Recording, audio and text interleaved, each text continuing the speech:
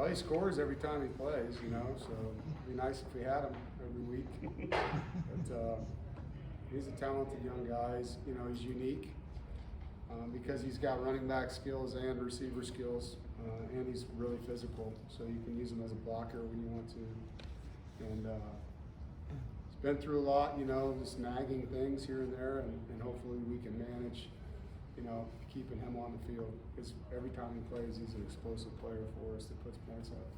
Coming out of Sanderson High School, what did you think he was going to play? Because he played, I think, did he play safety as He well? did. Yeah, just what did you envision him? Well, we thought he'd be a running back or a linebacker coming out. It was kind of what we thought. And his body filled out and got thicker and thicker. And with the experience we had with Jalen Samuels here prior, we felt like he gave us kind of a similar weapon that we could use in a variety of ways and create matchup problems. And because in the line he was in, he just wasn't getting enough reps, and so moving him to a position like that gave us more opportunities to play him. He talked about the availability being the most important thing for him this offseason. But you look across the team, how important is that availability for this team, not only now, but once the season gets started too? Yeah, your chess pieces are important, and whether you're high school, college, NFL, I think there's two things that really matter with these players. One is the ability, how good a player are they, and two is the dependability. Can you count on having them every week? And as a coach, they're very important words, and as a player, obviously all these guys want to stay on the field and stay healthy. Some injuries in football, you can't do anything about it. That's the sport, but some you can. I think that's the educational piece that we do a lot of here with our sports science and nutrition people. And as players, they've got to own that part of it. It's hydration, it's food, it's rest, it's prehab, it's rehab, it's all the things that go into staying healthy, soft tissue injuries, and then how you practice. Are your guys helping each other and staying safe, pulling off, on a teammate when you could go in there and bury him like you would in a game. And there's a lot to it to keep these guys, in a good space. Jalen Scott earlier was talking about how much he's transformed his body. Yeah. And to see him get to this point where he can have the year that you hope he has, how much hard work has he put in? He's done a lot, not just physically, but he's done a lot emotionally and mentally too. And he's come a long way. He sat behind some really good players. He's played and he's helped us. And it's his time, and so excited for him and proud of the work he's done. And we've got to keep pushing him. He's a guy every day, just needs to come in here with that hungry mindset. Yeah, both Jalen and Porter could have bolted in this day and Sure. age, and they stuck around. What do you do as a staff that you're able to maintain these kids, retain them? I think our culture, you've seen this year in and year out, these kids like playing here. They're treated with respect, they're pushed, they're held accountable, they're loved. We surround them with really good teachers, we surround them with great strength coaches, our sports med people. Boo does a great job allowing us to maintain staff, giving us opportunities to be competitive with other schools and keep people here. Raleigh's a great place to live. I think these guys like going to school at NC State. They have good friends, So it's hard if you're going to leave all that. You better be leaving it for a really, really good opportunity that's, and as you guys all know, everyone in the world knows the grass isn't always greener, You could be leaving this position, going somewhere else, walking into the same one and having a bad culture that you got to deal with. And so I think that's, when guys leave, I think it's because they know they're just not going to play, period. And then they need to go down a level or go to a school that has a bad depth chart situation. And that makes sense to me, because ultimately these guys came to college to also play football. And if they don't get that opportunity, then, it's probably not going to be the experience that they want. It's not what we want either. We want all these guys to be satisfied at the end of the journey. You have a pro day coming up. We What do, kind of feedback next are week. you getting?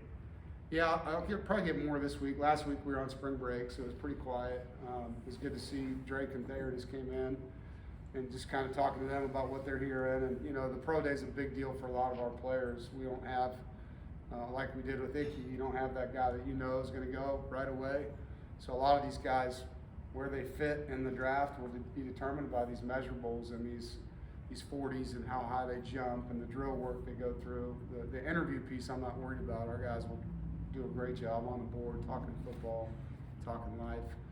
But these guys that are 5'11" instead of 6'1", how fast they run will matter, you know, and so it looked good. You know, I know there'll be a lot of scouts here to look at our guys and hope for a great day.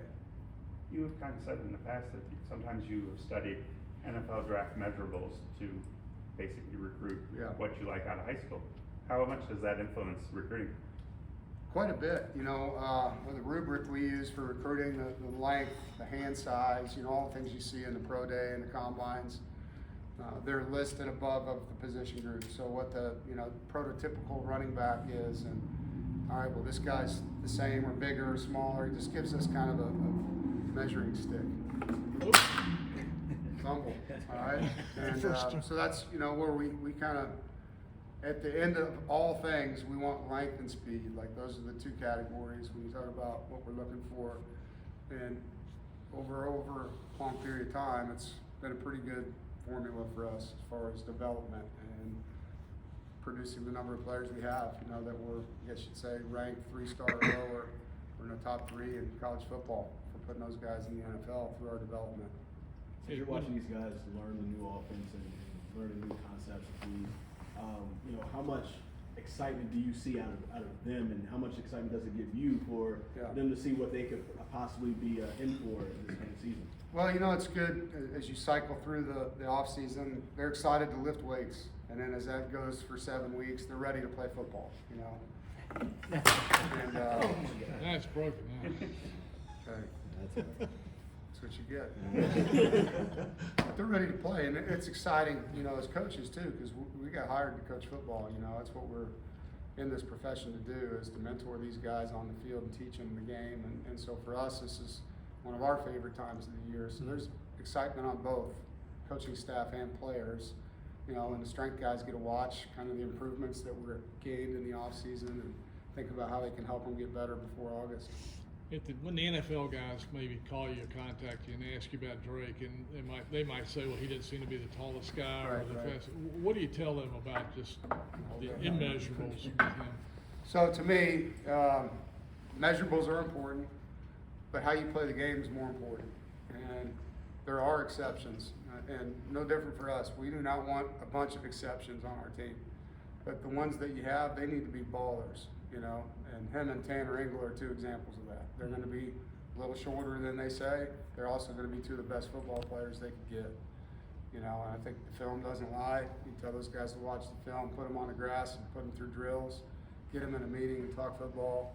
All that stuff is going to cancel out some of the other measurables. You know, they may measure a guy that's 6'2" or whatever and get him in the meeting room, and he can't even come close to Drake when football IQ starts into the equation, where they look at his change of direction or they get into his contact that he's going to make. So he'll make up for those measurables with most teams. Some of them won't. Some of them won't give on that, and they'll be the ones that miss out, you know, on coaching guys like him.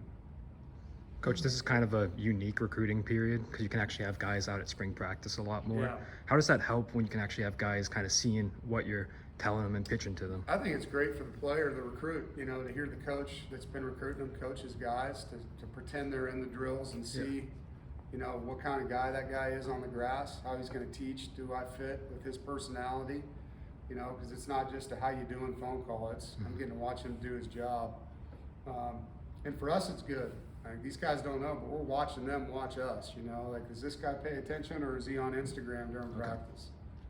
You know, does he really like football or is he in the corners? You know, like, we're watching them too. So, like, this evaluation thing that's going on, we're looking for guys that fit our culture, that fit our identity. And so when kids come to practice and watch, if they're not into it, then they're going to find out we're not into them. You know, we want guys that love the game of football and love learning about it. And I think our camps in the summer are the same way. These kids that come to camp and they get up in there and watch the coaches coach, they get a lot out of that. Is there an example of maybe a current or a former player that you've had out here that you saw like, oh man, this guy's really engaging, really enjoying his time We out had a here? kid here, I can't say his name, 2 weeks ago that was taking notes during practice. Cool. He's a 2025 kid, and had his phone out and was writing notes into his phone during practice on the things he liked. And I was like, that is pretty awesome to see, you know. So things like that stand out, you know, to me, because a lot of guys aren't wired that way. Thank you guys. I gotta go. Thanks, Coach. Thanks, Coach.